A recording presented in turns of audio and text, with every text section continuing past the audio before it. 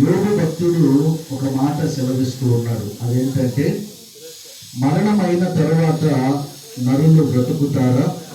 జ్ఞానంలో దేవుని యందు భయభక్తులు కలిగినటువంటి వారికి ఏ కొదవను కూడా దేవుడు అనుగ్రహించు. 13 నుండి 18 వచనాలు ఒక పారాగ్రాఫ్ రాశాడు. ఏమని రాశాడు? సంఘ పెద్దల కంటే సహోదరులారా, నిరీక్షణ లేని ఇతరుల వలె మీరు దుఃఖపడవద్దు అంటారు. ఎవరికి నిరీక్షణ లేదు? అన్యజనులకు నిరీక్షణ లేదు. మనము క్రైస్తవులము, క్రీస్తుని నమ్మినటువంటి బిడ్డలము కాబట్టి మనకు ఒక నిరీక్షణ ఉంది. నిరీక్షణ లేనటువంటి ఇతరుల వలె మీరు ఎప్పుడు కూడా బాధపడవద్దు, దుఃఖపడవద్దు, కలత చెందవద్దు, కన్నీరు కార్చవద్దు.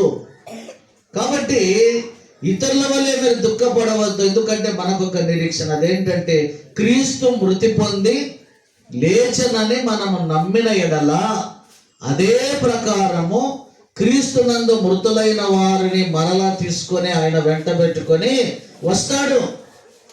కాబట్టి మీరు ఏమీ భయపడవద్దు అని చెప్పి మీరు ఒకరికొకరు ఆదరణ కలిగి ఉండడని చివరి మాట 18లో చెప్తారు. మీరు ఒకరికొకరు ఎలా ఉండాలి?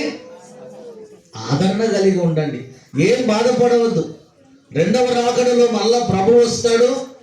మన నుండి గతించిపోయినటువంటి వారిని మరలా దేవుడు తీసుకొని వస్తాడు. అప్పుడు మనం అందరం మళ్ళీ ఆయన కలుసుకుంటాము, ఆయనను చేరుకుంటాము, వారితో మాట్లాడుతామనేటువంటి ఒక క్రైస్తవ నిరీక్షణ మనము కలిగి ఉండాలి.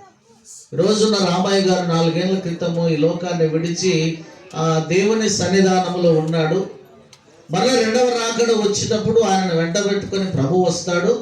అప్పుడు కుటుంబ సభ్యులందరూ కూడా మరలా వారితో మాట్లాడతారు, కలుసుకుంటారు. ఆ నిరీక్షణ ఎవరు కలిగి ఉండాలి? ఈరోజు కుటుంబం అంతా కూడా కలిగి ఉండాలి. ప్రైజ్ ది లార్డ్, హల్లెలూయా. అలాగే మన జీవితము శాశ్వతమైనటువంటి జీవితము కాదు. 90వ కీర్తనలో, ఆ కీర్తన ఎవరు రాశారంటే మోషే రాసినటువంటి కీర్తన 90. మొదటి వచనంలో చూస్తే ఏమంటాడు అక్కడ?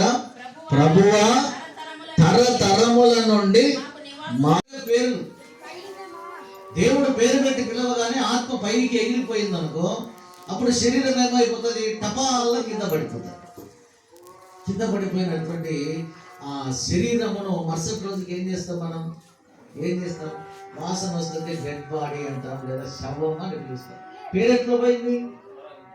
ఇంతవరకు ఉన్నటువంటి ఆ పేరు అదంతా ఏమైపోయిందంటే, అది దేవుడు పేరు పెట్టి పిలవగానే ఎగిరిపోయింది ఆత్మ. ఆ ఎగిరిపోయినటువంటి ఆత్మ ఇప్పుడు ఎక్కడ ఉంటుంది? రామయ్య గారు తన శరీరాన్ని భూమిలో వదిలిపెట్టాడు.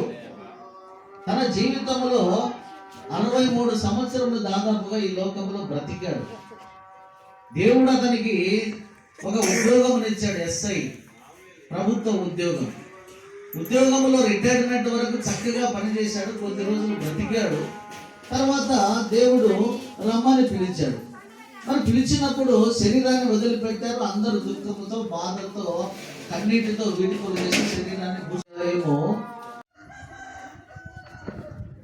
ప్రభు మీకు తోడైండును గాక.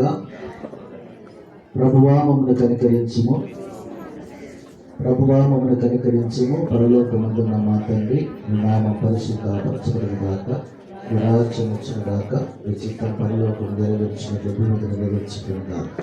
మానవుడు మీరు మాకు దయచి, మా ఎడల అపరాధము చేసిన వారిని మేము చించిన ప్రకారం మా అపరాధం క్షమించి, మమ్మల్ని శోధనలకు ఏకాదశిని తప్పించి, రాజ్యం దాసరి విజయబాయ్, అలాగే అల్లుడు ఉడుముల ఓబయ్య, కోడలు కాళీ ప్రవల్లిక, కోడలు ఉడుముల సుష్మా ప్రియాంక, మనమళ్ళు మనమరాండ్లు, అలాగే అన్నదమ్ములు, అక్క చెల్లెళ్ళు, రక్త సంబంధికులను ఈ సమయంలో మేమందరం కూడా వారి కుటుంబం కోసం ప్రార్థన చేస్తున్నాం.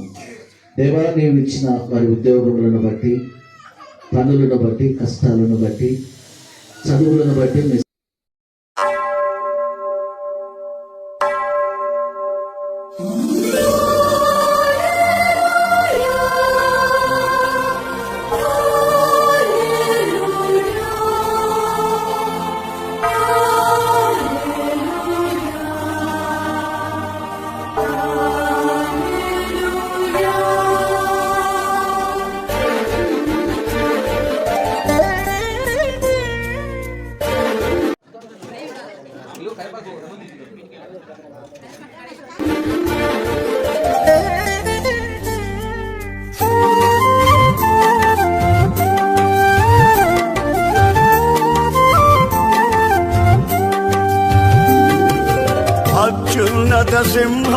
సింహాసనముపై ఆసీనుడా, దేవదూతలు ఆరాధించు పరిశుద్ధుడా.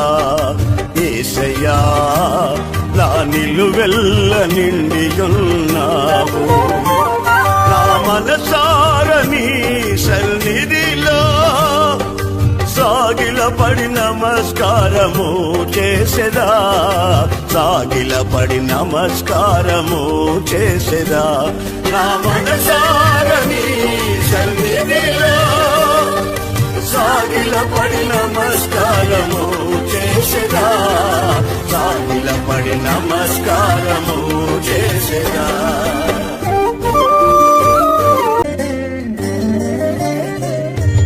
ప్రతి వసంతము నీ దయా కిరీటమే, ప్రకృతి కళలల్లియు నీ మహిమను వివరించునే. ప్రతి వసంతము నీ దయా కిరీటమే,